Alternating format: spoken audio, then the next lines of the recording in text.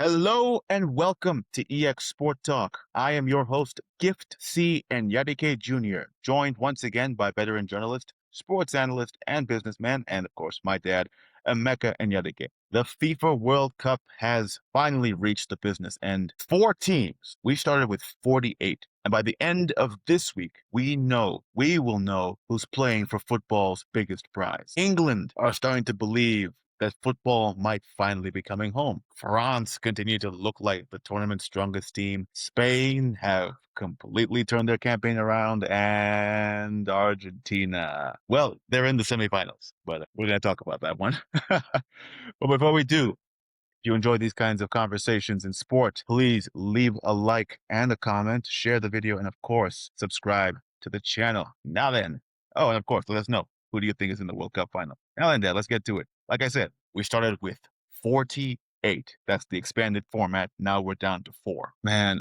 I think we were just talking about it before the recording, but it felt like we were waiting forever for this new format, wanting to know what this was going to look like, right? This new World Cup was going to look like, and now it's over. It's almost over, Yeah. So I was just, what are you thinking on that? Look, I've been looking forward to it, especially because all the while when it was being planned for, I was working for FIFA, so I got to follow the entire process and enjoyed um, the idea of the experiment. I'm a firm believer in the idea of more teams getting the chance to play in the World Cup because it used to be 16, then it was 24. And even at that, I mean, there are 211 member countries of FIFA. And of that number, only 8 have won the World Cup. So you can imagine how many more of them, even if you start adding up all the teams that got to the final that didn't win it, it will probably be like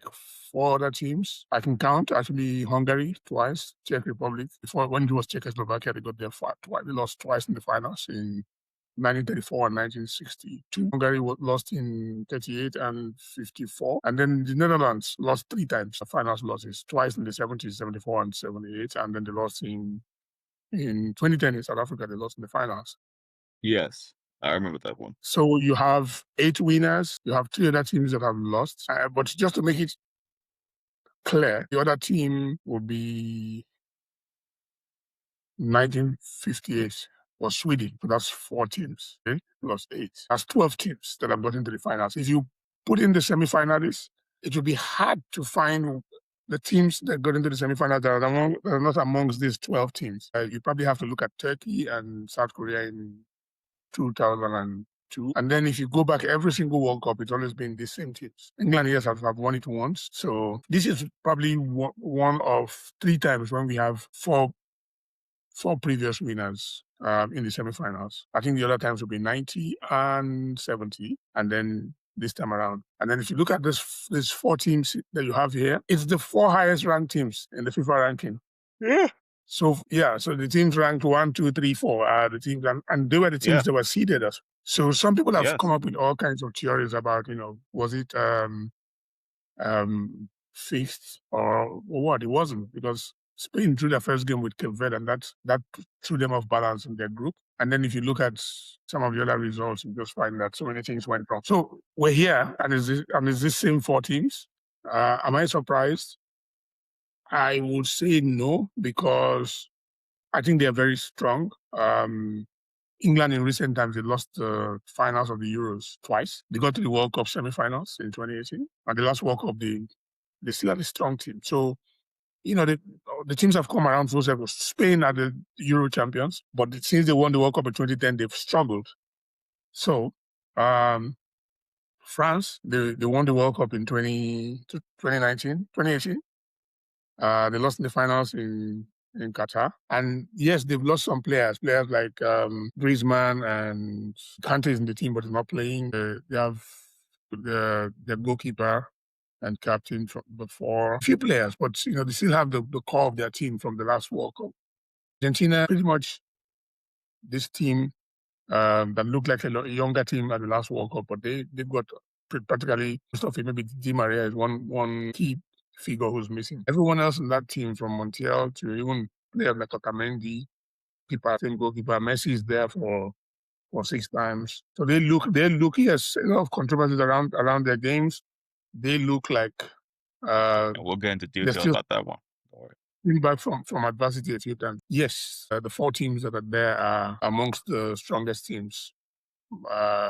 Little question marks about Argentina, but when you have Messi in that team and the form that he's produced, then I won't say that I'm surprised. Yeah, thanks for that. But I think let's zero in on each one. Let's start with England. They are 2 matches away for ending. What is it now?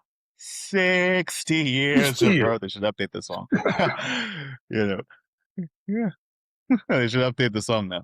Is football finally coming home? Because I think they're probably this is probably the most talented squad to have not won a major trophy in like recent years. So like right now, is it finally coming home? Or I've just heard this story too many times. We've got Harry Kane, Jude Bellingham. They've been putting in the work at the top. They've been killing it. But if any I think English team could win the World Cup, it's this one, right?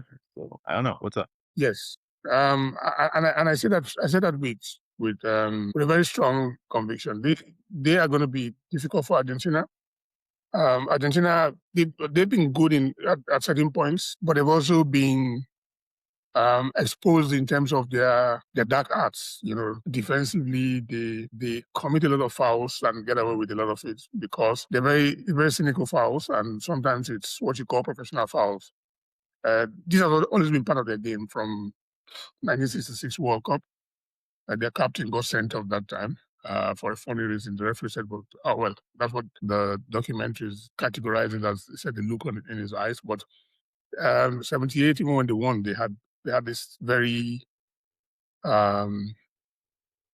physical side to them, which is very, very hidden kind of physical side to their game. 82, 86, even when they won, it was the same thing. In 90, when they got to the finals. But they know how to draw fouls. They know how to make everyone else look bad. But they are a very, very difficult team to play against. Them and England, their games have been, especially in recent times, since the Falklands War in 1982, the games have become very, very... I remember David Beckham getting sent off after Diego Simeone was, really, really getting him all worked up out that evening. And then, of course, in 1986, Maradona scores 1 goal with his hands and then turns around and scores the greatest World Cup goal ever. So Messi has never faced England like how Maradona faced England. I remember watching the England game against Argentina in 1981 with my dad. And that game, Maradona did the exact same thing that he did in 86 World Cup. He dribbled everybody and narrowly missed. Well, a different keeper. It was Peter Shilton. He didn't come out. This time in 86. Sorry, it wasn't Peter Shilton. It was Ray Clements in 81. In 86, Peter Shilton came out and Maradona went past him. So I just managed to put the ball past him without breaking his stride. So Messi up against England will be interesting because, like I said, last week and, all through this World Cup series, I've always talked about the very unique fact that England has a German coach, and Thomas Tuchel, who's won the Champions League and won Bundesliga and, understood plays in Europe, knows the Argentine players very well. Combination of England and Germany combining to take on an old enemy, Argentina, that has done them both in several times. It means that, he was going to come prepared. One thing he's done, which I've highlighted before, is the fact that he dropped certain players from this World Cup squad that everyone was saying, these players shouldn't be dropped. He went for efficiency. He went for players who could do certain things. I mean, Bukayo Saka is not fully fit, but Noni Madueke has been playing and yes, it's got come under a lot of controversial criticism in the fact that people feel like he hasn't really done. But I think even in the last game, he kind of wore down the opponents. The Norwegian left back so much that by the time Saka came in, the guy was tired, couldn't keep up with Bukayo Saka. So the England team has a certain kind of they have certain players in the team that can just produce something. Morgan Rose, they have Jude Bellingham has been incredible. I think probably one of the best players in this World Cup. He's produced 2 goals in the last 2 games, sometimes almost like out of nothing. Harry Kane has 6 goals, even when he doesn't seem to be playing spectacularly. He knows where the goalpost is, so don't give him a yard because he'll take 2. So they will be Argentina's most difficult opponents in this World Cup. And if they beat Argentina, they'll be very difficult to stop. Unless, of course, they end up with against Spain, because somehow Spain did them in also the last time. France and Spain, I don't know if you want me to Let's talk talk about about that. France, actually. Yeah, let's talk about France. Actually, that game is going to be, I think it's going to be a combination of great football and a war. Yeah. Both sides play very well. Spain how to pass you out of, like wear you out with passing the ball around all evening. They've just been so effective in this World Cup, because even when they've struggled, I mean, they started out with the goalless draw against Cape Verde, and people thought, what's going on? That game they dominated, and they just had a goalkeeper who was in the form of his life, Vozinha. And then the last game, I think Belgium came back into the game, managed to drag on and kept Spain. And then Belgium got unlucky. Their keeper, Thibaut Courtois, got injured. And then they had to replace him with your boy from Man United, Lemons. And he was okay until he had this shot that he couldn't keep.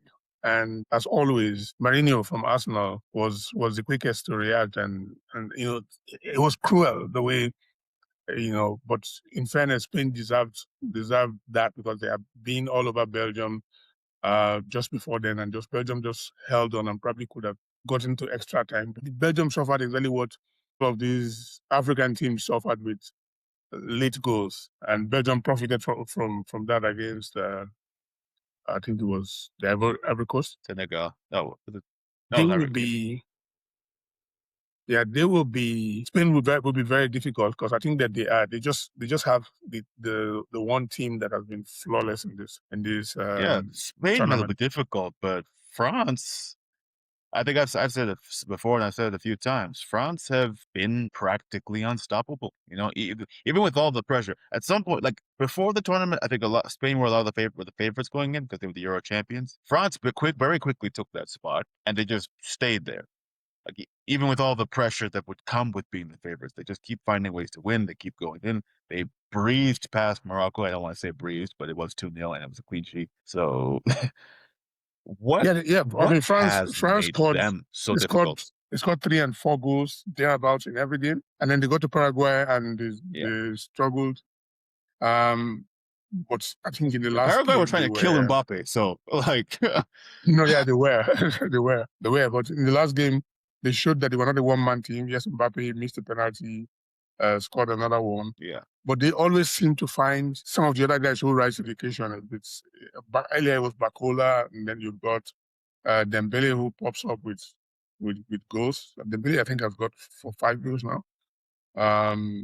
Mbappé is going head to head with Messi. Haaland is out, so it's going to be. And remember, I said last week that just those two. I think that Mbappé will become the greatest goal scorer in history, unless Messi extends his tournament beyond this tournament and decides that, okay, Argentina is supposed to win game the next World Cup at home. Let me play one more World Cup, because Mbappé is unstoppable. I think that he's gonna score more goals. It's almost like difficult. When he missed the penalty, it was almost inevitable. Like, he's still gonna score in that game, and he got a goal. So we are either gonna have a repeat of the last World Cup finals, or a repeat of the Euro finals where is England and Spain. But everything points to Argentina and France. That's been my prediction for a long time. Yeah, but we do have to talk about Argentina. I said, all right, Messi is my GOAT. I said we do have to talk about Argentina. I said Messi is my GOAT, but they have been on form, but there is a but. We have to admit, it's been a little. Okay, I think it's almost fair, because with the exceptions of like again, for example, the Cape Verde game, Argentina made it through Cape Verde by the absolute skin of their teeth. They did. Like, if not for the deflection that led to Dini doing the own goal, we might be looking at Cape Verde over here in this position. Then there was the Egypt game, which got people really heated. But even going back to the beginning of the tournament with, like, certain rough bits of rough play, certain things where it seemed like some questionable officiating, or some instances of People, but There was the issue with let's not ignore the banter. the Algeria, People called game. Messi the FIFA princess, all that. So yeah. Well, Messi is special. He's produced his moments. Of course he is. But he also has had certain issues in this tournament, especially like in the Algeria game, when you know, sometimes it seems like VAR misses it out. And then, of course, the cameras will pick all the replays and then people will see it. And then suddenly you have people on social media taking clips and putting together a whole lot of conspiracy theories and what have you. The reality is that even in the Egypt game, it seemed like people can say whatever they want to say. The reality is that Egypt was leading 2-0 and they allowed Argentina back in that and game. They blew it. Because Argentina, they blew it, to be fair. I mean, Messi produced a moment where he got them back to start, to start the comeback. He took the ball from outside the box, hit it there, and how they allowed him, to run into that box and hit that shot. It's just difficult to understand. And, this is something I've written about in my newsletter on LinkedIn, where, the idea is just simply that it's okay to hide the issues of referees. I'm a purist. I kind of believe that the game, despite all the advent of technology and what have you, I believe that the game and sometimes the human elements of referee mistakes and all whatnot is one of the reasons why we fell in love with the game in the first place, because there was always something to talk about. Unfortunately, this time around, because social media, everyone has an opinion, and back in the beginning, it used to be those of us who were fortunate to be on TV and on the media analyzing this kind of stuff. But now you have everyone who's got a phone is an analyst, and then they can come up with all kinds of theories. But my own is just simply that when you are in that position and you're playing against a team that's very experienced, and then you've got a player like Messi, you do everything to close him out, down. But if I go back to 86, it's not even 86, it was 1990, Brazil versus Argentina. Brazil dominated the game, they shot Messi down, or Maradona down, and then he had one moment where he hit a pass to Caniggia, and Caniggia was free on goal and he went to score. Same thing happened in this 86 World Cup final. The Germans planned a moment where they divided the screen, just like our screens was, the field like our screen was divided this way. And then they had Lothar Matthäus. They had two players, man mark him, depending on which zone he went through. If he went one way, it was Lothar Matthäus who was following him everywhere, or and when the other way, it was Karl-Heinz Forster. And then Maradona stepped back and was now spending more time in midfield. And then this moment where he had this pass, and like three Argentines crowded on him, and he just managed to play a pass through them, and Bruchaga went through on goal and scored the winning goal. So the reality is that when you have those special players, the question is how much attention do you give to him, and how much does that make you leave the other players? In the case of Messi, they had all the Argentine players in the box going all around. Messi was outside the box, and there was no one tracking his run, because at the end of the day, in this World Cup, twice I saw him hit the ball through defenders. And first, they didn't stop him from shooting, and the second, they didn't block the shot. So, the reality is that you got to give credit to the guys who are extra special. The really talented players like Mbappé. I mean, the goal he scored in the last game as well, he controlled the ball there. Players with him, he just picked his spot and hit it. And so, kind of like Merino for Spain as well, reacting faster than, defenders were there, they could easily react. But once the keeper parried the ball, he was the quickest. So all of those games, and Bellingham had three defenders. He went past, like kind of ghosted past them, and then before they could even block, he shot across the goal. The thing is, for the tournament, we were saying Bellingham shouldn't go to this tournament. He's not good. He's too much of a diva. All of those kind of stuff. He kind of blocked it, and he's gone to this tournament, and he's proven like he's actually the star. I must say that for he's his in the running for Golden Ball, he's by the way. Still less than 24. Okay. He's been scoring for England in all the major tournaments. I'm sorry, come again. He's how old? Yeah, he's still not 24. Oh, okay. He broke into the game like Lamine Yamal, who's Lamine is still under 20. I think he's 19 now. So you have these players who are this needs to stop. Who are exceptional. It needs to be a rule. And that's one thing in this World Cup. All of them have lived up to. These special players have lived up to. Lamine Yamal probably hasn't lit up the stage as much as he did at the Euros, but he's made his contributions and his presence felt. So you've realized that, for all the tactical plans of the coaches and everything, the star players, some of them, okay, Neymar was a bit injured. Cristiano is Cristiano. He's 41, and but the next generation is secure. Even if Messi and them don't come back to the World Cup, I think we have enough great talents. We have great talents who are writing their history. I mean, Mbappé, he's got like 2 more World Cups. He's already neck and neck with Messi for the most goals in the World Cup. And people don't talk about him in the same sentence, how they want to say Messi is the greatest player, or talk about him in the same sentence with Maradona and Pele, and along with Cristiano. But I think Mbappe, for all intents and purposes, what he's done in the World Cup, which for me is the biggest stage, he's in that conversation because he's part of the team that won the World Cup. He's part of the team that got to the finals. He scored 3 goals, scored a hat-trick. The only other player that scored 3 goals in the World Cup finals is Jeff Hurst for England when they won the World Cup in 1966. And I remember I interviewed Jeff Hurst in 2003 for SuperSport on the ball. And I asked him, he said something very funny, which when I was working at the World Cup finals, as busy as I was, like when Mbappe scored the 3rd goal, I'm thinking to myself, where's Jeff Hurst? Because Jeff Hurst told me in the interview then, it was my last question to him. I said, do you think anyone would ever score 3 goals in the World Cup finals? He said he doesn't know. This was 2003, 1 year after the 2002 World Cup finals. So he said he doesn't know that. He always thought it was impossible for anyone to score 3 goals in the finals, because that was 66. So in 70, there was no one who scored 2 goals. In 74, there was no one who scored. In fact, it was given a 2-1 in 78, so Kempes got 2 goals, and I think the 3rd goal was by Tony. In 81, Paulo Rossi, who had scored a hat-trick against Brazil, scored 2 in the semi-finals, but only scored 1 in the finals. In 86, even Maradona didn't score in that game. In 90, the game ended 1-0. In 94, it ended 0-0. But in 98, he said something.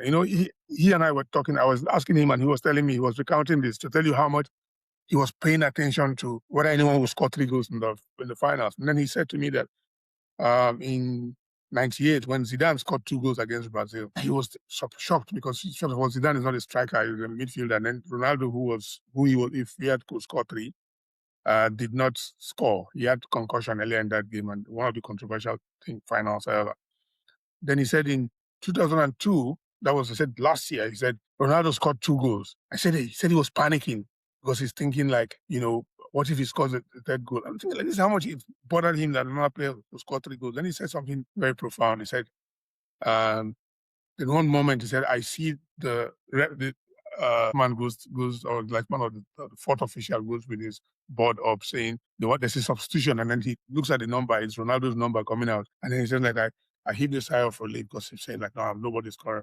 Ronaldo's not scoring 3 goals in this game. And Ronaldo could have scored 4 or 5 goals, and that he missed 2 and another one that was pretty close. So in 2006, it was 1-0. Of course, I haven't seen Jeffers since then. Because of that, I always remember. And then in 2010, it was also 1-0, Iniesta. I was at the World Cup finals in Brazil, Argentina versus Germany. It was a very, very cagey game and all of that. Eventually, Kroos scored 1 goal, which won the World Cup for Germany. And then, of course, we know in 2018, still not there. But then in Qatar, I mean, Messi was all over the place and maybe could have gotten the hat-trick. But Mbappé did. He had a penalty and he stepped up and hit it. And that moment, I remember Jeff Hurst. And I'm still looking to find out what happened to him. So, give Mbappé that credit.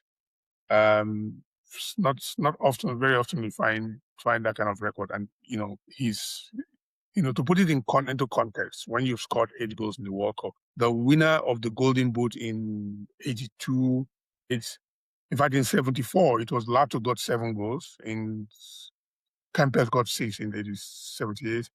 Rossi got 6 in 82. 86. Gary Lineker from England got 6 also to be top scorer. In 94, It was Stoichkov. It was a shared golden boot between Stoichkov and Romario, I think. And then, yeah, 98 Ronaldo was top scorer, and then Ronaldo got 18 in 2002. German player, closer, was getting so many goals and all of that. Mbappé, last tournament, and now this tournament is looking again like he's the guy who's going to take it. There was a French guy called Jules Fontaine who scored 13 goals in 1958, and Mbappé has scored more World Cup goals than him. That's crazy. Yeah. He scored like more, far more. That is So we have to give him credit. yeah. But Messi is Speaking Messi. of, yeah, Messi is Messi. I guess speaking of giving players credit, I'm not sure how to frame this next question. But looking at the four teams that we've got now, obviously it's a team sport. There's no one man team, but at the same time, I don't know which individual player would you say probably carries the biggest responsibility over not just the semifinal games, but also the final itself. We talked about Mbappé, we talked about Messi, Harry Kane, Lamine Yamal, and so on and so forth. I don't know if I'm even asking the right question here, but maybe you could shed some light on it. I think if you look at all the players that you've mentioned, and I can add a bit more to that number. I mean Dembele. This is the guy who won the Ballon d'Or last year. PSG has won the UEFA Champions League this season. Typically, when there's the World Cup, award for the Player of the Year usually comes from the star of the World Cup. And earlier in the tournament, it was Messi. Messi. I mean, there were times when Messi has won the Ballon d'Or that I didn't think he deserved to win it. One example was 2010, because Argentina got back out of the World Cup, and for some reason he still got it because he's scoring crazy number of goals in the World Cup. But I think that there's two games, and Dembele might just turn up the heat, and then he has this massive opportunity where, yes, he may not win the Player of the tournament, but I think that's going to be between Messi and Mbappé.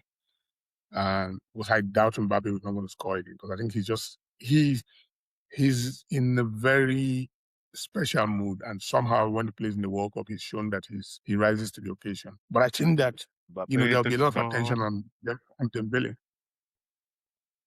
There'll be a lot of attention on Mbappé, and Dembele might step up. I Of course, think so. the dictator might And let then him. and then Lamine Yamal. I mean, Lamine Yamal might be looking for.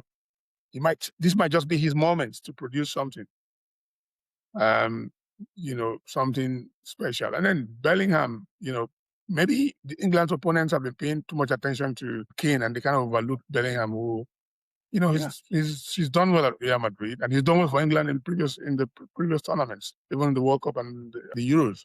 I think that, the fact that Bellingham is never afraid, he just steps in there and does his thing. I think that, that's a lot of pressure. So that's France, England, Argentina. So that leaves us with Argentina. You can talk about anybody else in that team. Julian Alvarez has scored a lot of goals in the knockout stage, so he's another player. So I think between Julian Alvarez and Dembele, I think we might find the missing player. Messi, I don't. There are no adjectives. There are no words to describe what he's capable of. I think that he can win the World Cup all by himself. If they allow him an inch, and we saw he scored against France in the last World Cup final. So he's never afraid to raise his game when he needs to. But I'm looking at Lamine Yamal. I'm looking at Jude Bellingham, and I'm looking at Dembele as the outliers. But it's Messi, Mbappé, Harry Kane for the big moments. So it's going to be very difficult to predict the outcome of this game, because there's been so much controversy that these last games are going to get scrutiny of the highest order. They're going to get scrutiny of the highest order. Yes, I don't know. These guys have met each other so much that there's so much mixture of bad blood and mixture of the stage, the opportunity. They know that they're so close to winning something.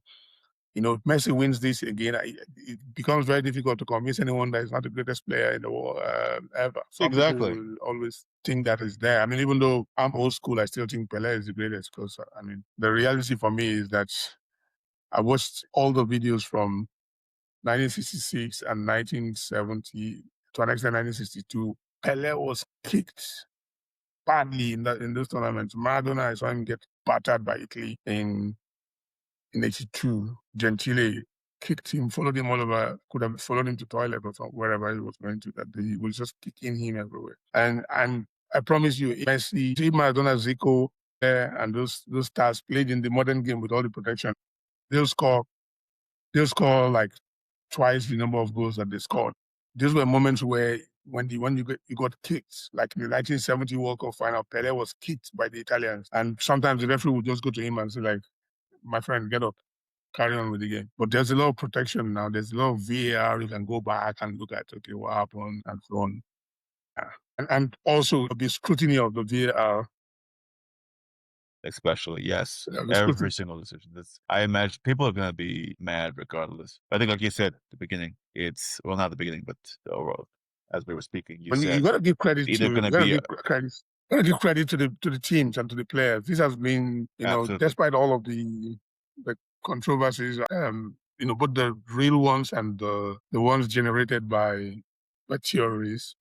This has been a phenomenal tournament with lots of goals, lots of surprises, and for once, I think it showed that the gap between the traditional powerful powers in the game, England, Spain, and the rest of them, and the other teams that you would underestimate, the gap is not much because, Argentina struggled against it's closing. Algeria, Cape Verde, and the African teams. They struggled against them. England barely managed against Congo. Belgium, they were dead and buried. They came back.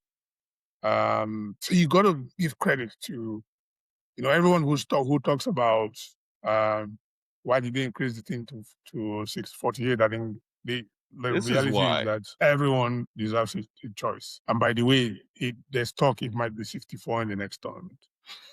Maybe that won't be pushing it, but who knows? But yeah, like I was saying, you said before, we're either going to see a repeat of the of the previous World Cup final or a repeat of the Euro final. Or we might get a shocker. We might get England versus Spain, England versus France, Spain versus Argentina. That would be interesting. But yeah, Dad, I'd love to thanks so see much. England. I'd Yeah, love to see England in the finals because that would they be haven't cool, been to the honestly. finals since it's for 60 years. They haven't been to the finals, and this team that they have It has to be them. Like they've got a chance. if it was ever going to happen, if it was ever going to happen, it has to be this team right here. If it was ever going to happen, it has to be this team. I can't And see. Yeah, the beauty of these pairings is all of these teams have got great history outside of football. England and France, they had fought like 100 years war. England and yeah, Germany, we know how their rivalries have panned out. England, Argentina, the Falklands War never ended. It's continued on the football pitch. And with Argentina winning several times, although England did beat them, I remember that was a very, very dicey game in which so much came into it, especially from 1998 when they got Beckham sent off, and then Beckham was captain when they won in 2002. Sorry, yeah, and they won. I think it was 1-0, and Beckham scored that goal. So, England versus France will be an interesting final. absolutely would be. Final. But But I Argentina guess we're gonna see versus France, that will be that a rematch. repeat of the previous final, so it will be also interesting. But don't underestimate Argentina I'm calling it right versus now. Spain, I, because that's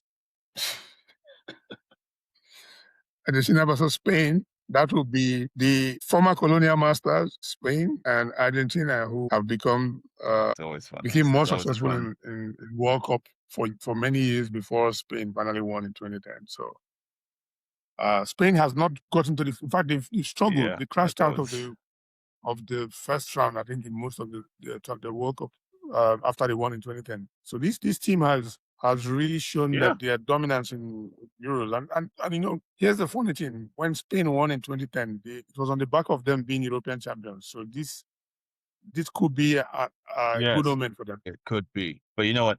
I think I'm going to make a bold prediction. I'm just going to straight up say it. I'm going to make a bold prediction like right now. If it's France and Argentina again, I'm calling it France is winning. I just think I'm tempted to go. Argentina, we I'm said tempted to go.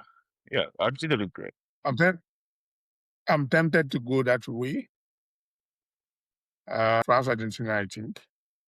I'm actually not going to put any caveat. I normally give a reason why I think this will be. I just think that it's this semifinals is dicey. But England, France. I guess we'll see. But Dad, thanks so much. We're about to run out of time here. Thanks so much for this conversation. I really look forward to seeing how the semis turn out. And to you, our viewers at home, if you enjoyed this episode, please once again leave a like, I think one thing subscribe. before I go. This one thing before I go. Our learning platform, the EEXSport Academy, is launching. Opportunity for Africa, opportunity for people who want to work in sports to go learn about everything from marketing to broadcasting to media to coaching to administration to how you can be an agent. There's still the sports apprentice program, but there's lots and lots more, and it's democratization of mentorship and learning and how you can get to work in the industry. Opportunity to join apprenticeship and internship programs, everything that can get you to start into your career or improve your career, be it in sports media or in sports event management, sports sponsorship and marketing. The website is EEXSportAcademy.com. Check it out tomorrow. It's going to go live, and a great opportunity to sign up for one of those programs, and it's very affordable and it's available wherever you are. So you heard it, EEXSport Academy. Be sure to join after you subscribe to the channel. I'll see you all next time. Thank you.